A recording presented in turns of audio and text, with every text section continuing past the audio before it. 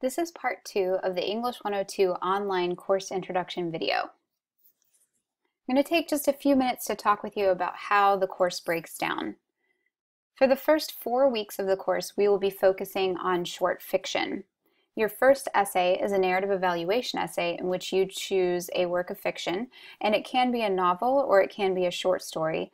But during this time, while you are working on this essay, we will be discussing all of the terms that are related to short fiction. We'll be talking about character, characterization, point of view, theme, symbolism.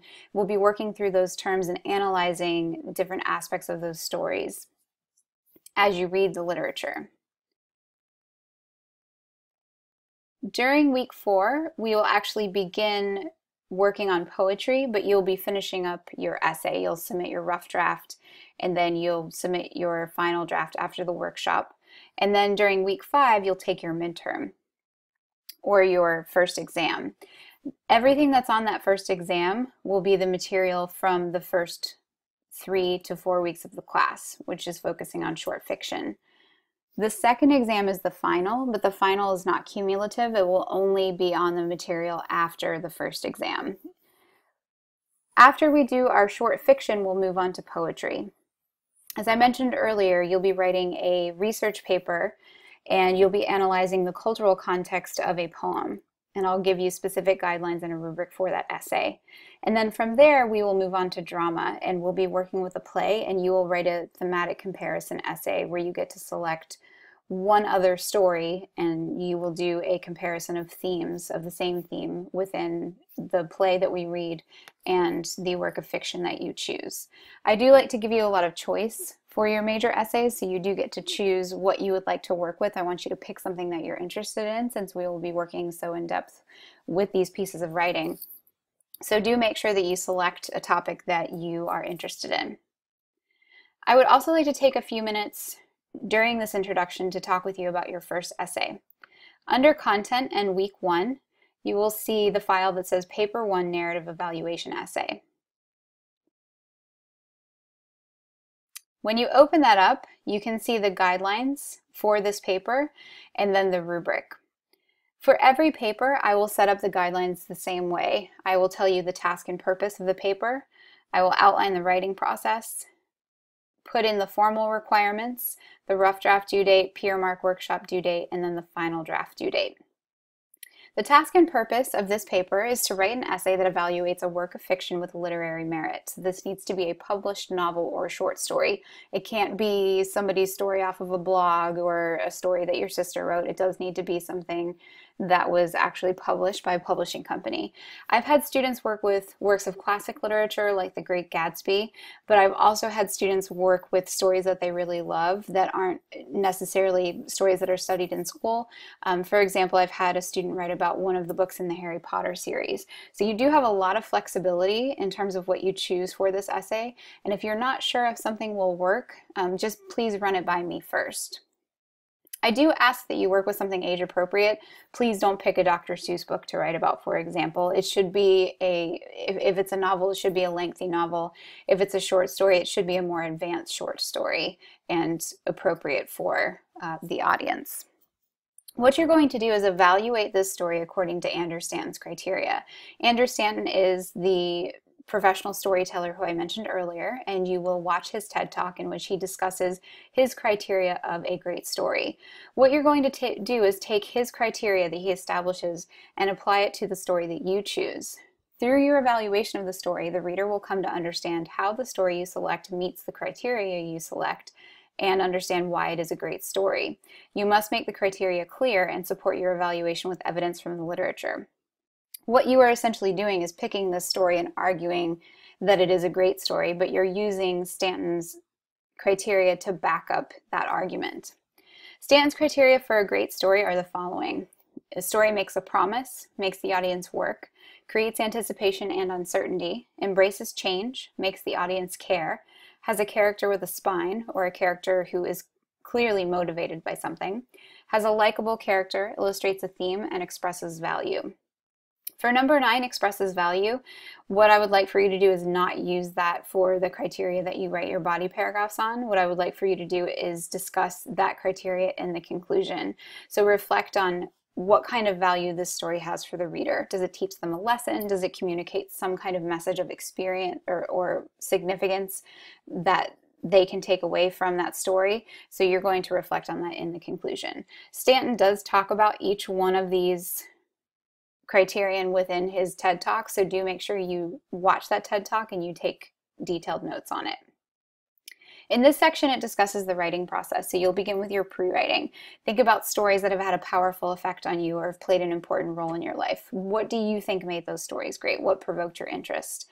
From there, you'll begin the drafting process. I will give you a handout. I'll post that in under week 2 that discusses how to develop your thesis statement, how to develop your topic sentences and your body paragraphs, and it will also give you an example body paragraph.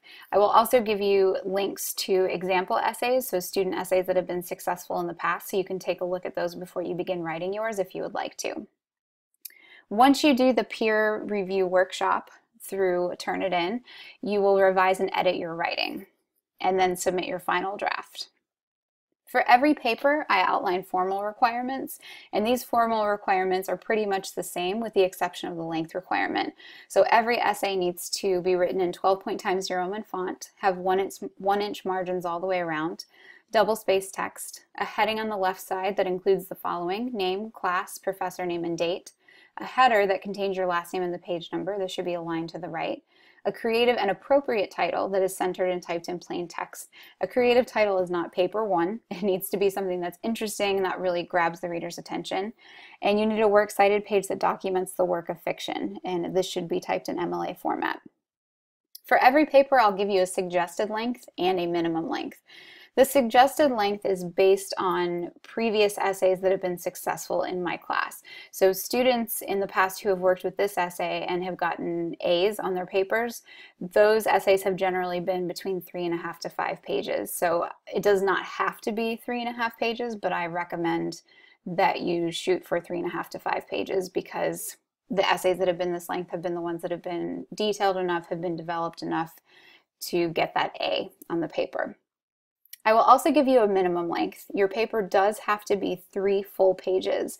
Not meeting this requirement will result in an automatic 0 on the paper, so this is a pretty serious requirement. The reason I establish minimum length requirements is that because in the past, when I've assigned this essay, any essays that were under 3 pages did not pass because they were not developed enough, they did not include enough details, and they really didn't do what they needed to do.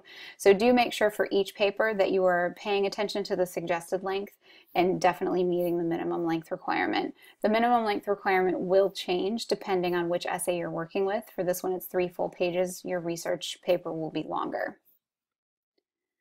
In this section, it shows you the rough draft due date. So for each paper, you will submit your rough draft. From there, you will participate in PeerMark, a PeerMark workshop, which you actually complete on Turnitin.com, and then you will submit the final draft. The rough draft due date for this paper is Monday, October 10th. What you will do is submit your complete rough draft to PeerMark on Turnitin.com by 11:59. Your rough draft does have to meet that minimum length requirement. It does need to be 3 full pages. If your draft is incomplete, less than 3 pages, you will only receive partial credit for the draft and you will not be able to participate in the PeerMark workshop, which will result in an automatic 0 for the workshop grade. The PeerMark workshop due date is Thursday, October 13th. So you will submit your rough draft on Monday, October 10th.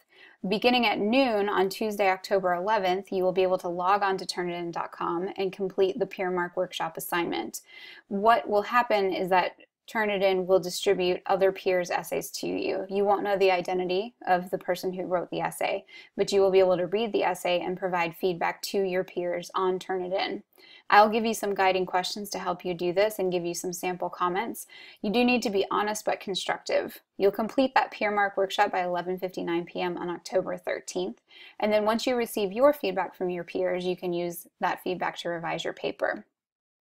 Once you've completed your revisions, you'll go ahead and submit that final draft on Sunday, October 16th. The final draft of the essay is due by 11:59 p.m. All essays need to be submitted to Turnitin.com. If you experience any issues with Turnitin, I know technology can be an issue, you need to email your final draft to me by the deadline at lindsay.knowles@hgtc.edu. If I don't get a time-stamped essay from you in some way, shape, or form, either on Turnitin or through email, I can't give you credit for the assignment. So please make sure if you have any issues with Turnitin, you go ahead and just email that final draft to me. I would like to take a moment just to say that if you need assistance on your papers, I can give you feedback via email on a small section of your paper. So if you wanted me to look over a body paragraph or read over your thesis statement, I can do that through email. If you want to actually read over your whole paper and get help with your entire essay, we need to schedule a phone conference where I can look at your paper on the computer at the same time that you're looking at it. We can discuss it together, or we can schedule an in-person workshop. That opportunity is available to you, so please contact me and set up a conference, either a phone conference or in-person conference, to discuss your paper as a whole. The next thing that I'd like to talk about with you is the rubric. The rubric for the essays is always going to be set up the same way. You get 70 points for content and then 30 points for grammar, which totals 100 points for the entire essay. I'll always give you a description of an A paper, a B paper, a C paper, a D paper, and an F paper. An A paper is between 63 and 70 points. It has a title that's interesting and fully grabs the reader's attention. It has an introduction that is engaging and presents clear background information. It has a thesis statement that clearly and effectively establishes the focus of the evaluation. Each body paragraph's topic sentence sets a clear path in developing the thesis. You include evidence from the literature that is relevant. The quote selection is insightful and appropriate. Commentary/evaluation of the criteria shows depth of thought and presents unique, interesting insight. The conclusion smoothly wraps up the paper and contains insightful reflection on the value of the story. Direct quotes and paraphrase details are integrated smoothly, has powerful vocabulary, maintains clear, cohesive, and logical structure with smooth transitions, MLA citations that are correctly formatted and embedded, and a lively, interesting writer's voice. So this describes what an A paper looks like, and as I mentioned before, I will post a handout for you that walks you through developing the thesis statement, developing the body paragraphs, and then also refers to some sample paragraphs as well. And I will also post links to past student essays. These are students who've given me permission to share their work, so that you can see what an A paper looks like for this narrative evaluation essay. I won't read through the B paper, C paper, D paper, and F paper. Please read through that on your own time, but I would like to go over grammar. So the way that I grade grammar is that I look for patterns of errors. You can get a full 30 points for grammar, 25, 20, 15, 10, 5, or 0. What happens is that when I start to see patterns of errors that interfere with the reader's understanding of the writing, that's when you start to lose points. So I don't deduct a point per grammatical error, but I do deduct points if I see patterns of errors. So the more severe the error, the more points you're going to lose. For example, if you have a pattern of sentence fragments, those sentence fragments are going to make your writing very confusing for your reader because you have a bunch of incomplete sentences in your paper. So if I see sentence fragments and they're scattered throughout your entire essay, that's going to regularly interfere with the reader's understanding, so that's probably going to put you down to about 10 points. However, I might have another student who has a pattern of comma splices. Comma splices are mistakes, and there might be just as many comma splices in one student's paper as there are sentence fragments in another student's paper. However, comma splices are not nearly as confusing as sentence fragments. So if I see that pattern of comma splices, but they're not interfering or they're not significantly interfering with the reader's understanding of the writing, then that's going to put you at 25 or 20 points. So what I'm really looking for, again, is those patterns and how much it interferes with my understanding of your writing. I will mark grammatical errors and will make comments on content. So that brings me down to codes. I, as a teacher, have been grading essays for a long time, and I find myself making the same comments over and over again on students' papers. So I came up with a system that allows me to grade a little more quickly. Instead of writing out comma splice every time I see one, or sentence fragment every time I see one, I came up with grammar codes. So what you're going to do to access your feedback on your final drafts of your essays is go to Turnitin and look at my feedback. On Turnitin.com, you'll be able to see the rubric for the paper, and I will mark on Turnitin the score that you got on each category in the rubric, and I will also do written feedback. So in the body of your document, you'll be able to see little text bubbles that will show you my comments that I've made on your essay. If you see numbers in those comments, it means that it's a grammatical error. So if you have a spelling error, you will see a number 1. If you have a comma mistake, you will see a number 2 along with a letter. There are lots of different types of comma mistakes, and so you can see 2A is use a comma between two independent clauses joined by for and nor, but, or, yet, so. So what I'd like for you to do is use this part of the handout to refer to as you're looking at your feedback on your papers. This goes all the way through to 19, which is clarity. So there are lots of different types of errors in a paper, and I'll mark any kinds of grammatical errors that I see with numbers. Now, if it's a content error, then I'm going to mark it with a letter. So this last page of the document is the narrative evaluation essay content codes. If I see that your title needs to maybe be spiced up a little bit and more relevant to the assignment, I'll put an A down. If your introduction needs to be developed because it's not engaging or it needs more details, then I'll put a B. If I see that you have a quote, but it's not integrated smoothly, then I would put a J. So again, these are the comments that I make repeatedly, and this system just helps me grade more quickly, but also provide very specific feedback to you on your writing. So please make sure when you receive feedback, when I post the notice that the essays have been graded, you go to Turnitin.com, you read through the rubric, and you also read through the written feedback. This concludes our introduction video. Please make sure you look through the week 1 agenda and you are comfortable with and familiar with the content on D2L.